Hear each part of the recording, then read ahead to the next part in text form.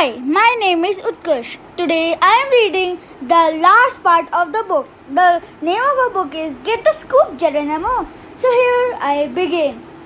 And the Leo edition star began to wobble. Then it began to shake. It shook and shook and shook some more until the boulders began tumbling down. We all ran, depressed, to not go extinct. As the tar crashed to the ground around us, bonk! A boulder hit me on the tail, bonk! A rock landed in Hercules' skull.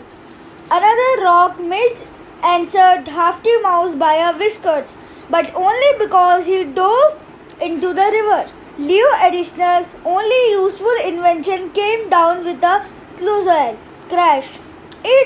The very last boulder fell right on the top of Boulder Builder. It was smashed into a million pieces. Holy boulders, what a magnetic disaster! When Leo emerged from under a pile of rubble, massaging his lumpy head, he said, "I think I have to tweak my invention just a smidge." "A smidge," I yelled. "I think you will have to do 10 of work. You useless inventor." "Leo, invention is no invention," ended Ernest. "And that's not a boulder builder, it's a bone buster. It was also a story buster, as far as I concentrate, because our big scoop was now a big bust. Listen up, citizens of the Mouse City," Ernest cried, seeing that Leo invention is not useful at all. "Stilnoot's story is no good. The Stone-Age Satirizer Award goes to Gossip Radio for its big story about the end of the rainbow." Sally Rockmouse grin spread wide across her mouth. "Let's hear some applause," she called out as 4 rodents dragged that heavily Satirizer Award to her. "Give a cheer to the most skilled, brilliant and accurate journalist in Old Mouse City." "Me?" I rolled my eyes. But then Hercule noticed something in a pile of rubber. Well, isn't this the stone that was found at the end of the rainbow? There's amongst the falling rubble of stones from Leo's tower was a stone smudged with the colors of the rainbow. I looked just like a slab discovered by Sally. "Here's another one," cried Thea. "There's another one down there," said another rodent. "I see one up there," cried a third. We were all dumbfounded. "I can explain," said Leo Eddystone. "I found those stones right over there, in that grove." He pointed in a grove of short trees growing on the riverbank. In gratitude, we all walked over them. Each of the small, slender trees was laden with a round fruit I hadn't seen before.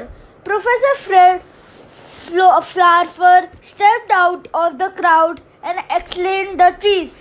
He began to nod like he was very impressed. "Oh, these are rare examples of rainbow tree," said Fred. "And these are its fruit. Look." Large multicolored berries hung from the tree's branches. "The tree gets its name from the berries," Fred exclaimed. "The juices of the berries are the color of the rainbows. The fallen berries must have snatched the stone that Leo found." "Very interesting," said Hercule. "And do the trees grow only here by the riverbank?" Fred nodded. "Yes, and they wouldn't grow in the town square?" Hercule asked. "No, of course not," Fred replied. "Oh," said Hercule. He spun around and pointed at Sally. "That means that your witnesses were lying. They did not see the rainbow end in the town square. They picked up one of the berry snake's rocks and bought it there. The crowd gasped. Ridiculous fun. Sally, I extremely honest. I would never lie about a story. Then I remember how her witness had been hiding their paws. I saw them skulking behind Sally. You dare show us your paws? I demanded. Yes, show us your paws, the crowd yelled. Sally grilled at the rodents, but the crowd was too much for them. They held out their paws with a stain with rainbow colors. The crowd gasped again. These so-called witnesses must have dragged the stone to the town square, said Hercule. It's proof that Sally was lying. Insist, Halfty Mouse cleared his throat. The Ratterizer cannot be given to a fraud. Therefore, the award goes to Fred Flarfer. Puzzled, the crowd just started at him. The award actually goes to the rainbow tree, Insert said. We're all winners. What are you babbling about, dear? Interrupted his wife, Chettina Halfty Mouse. You must know that Chettina is the ratter large rodent, and she can be very, very possessive. She immediately took the matter into her own meaty paws. Listen up, everybody, she called out. Thanks to the discovery of the rainbow tree, the Stilnoots have proved that Sally's big news item was fake.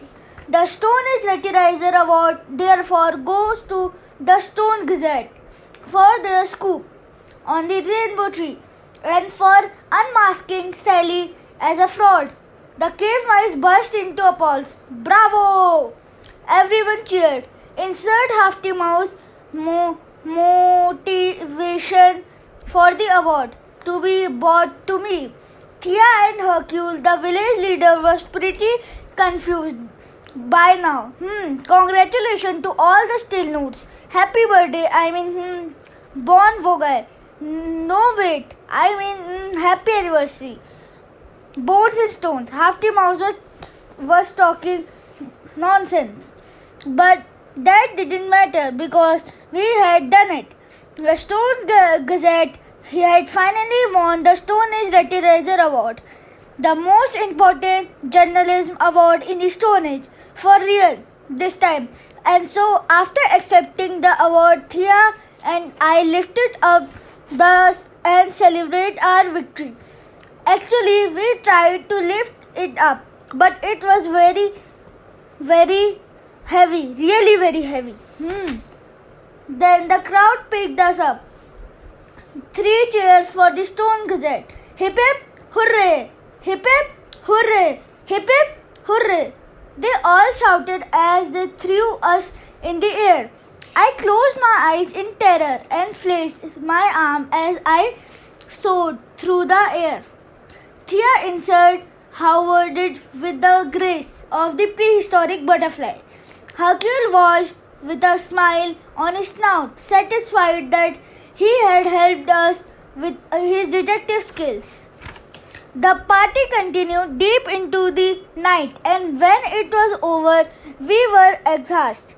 We hoped the rodent who had presented us with the Ratterizer Award would carry it for us, but they were sound asleep, so we had to drag it our office with some help of Grunty and Leo Edison.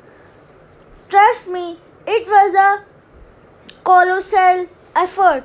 When we finally got to the Stilnoot-Get, the sun was starting to rise.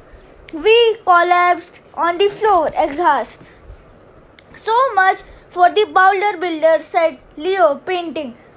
My next invention will be a boulder carrier. Bouncing bananas, cried Hercule. Tell me as soon as you have invented it. I'll be the first one to use it. But Leo Edison wasn't listening anymore. He had instantly fallen asleep and was snoring so loudly. We had to leave the office. As we made our way home, Our bones ached from exhausting, and our legs felt mushy at cottage cheese. We yawned again and again as we dragged ourselves through the dark streets of Old Mouse City. We parted at Thia's cave. Hercule waved good night, and I walked over to Grunty. He wasn't the most lovable dinosaur in the land, but without him and his magnetic sneeze, we wouldn't have uncovered Sally's fraud. Thanks, Grunty, I said. You have been a big help. I really mean it. He smiled and I began to pet him like he was a big sweet puppy. And then Grunty inhaled so deeply that his face looked like a balloon. No, I cried. Achoo! Another sneeze struck me full of my face, messing up my whiskers and almost ripping off my clothes. Gross. And then I feel my nose twist. Oh no! Achoo! I sneezed. Prefer it pollen. No, I had a cold too. Grunty laughed and I had the overwhelming to turn him into magnetic meatballs. But it was so tired and starting to feel miserable.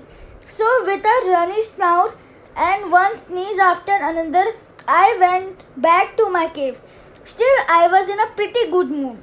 After all, with all the meteors, earthquakes, T-Rexes and saber-toothed tigers, there are far worse problems in the Stone Age than a cold.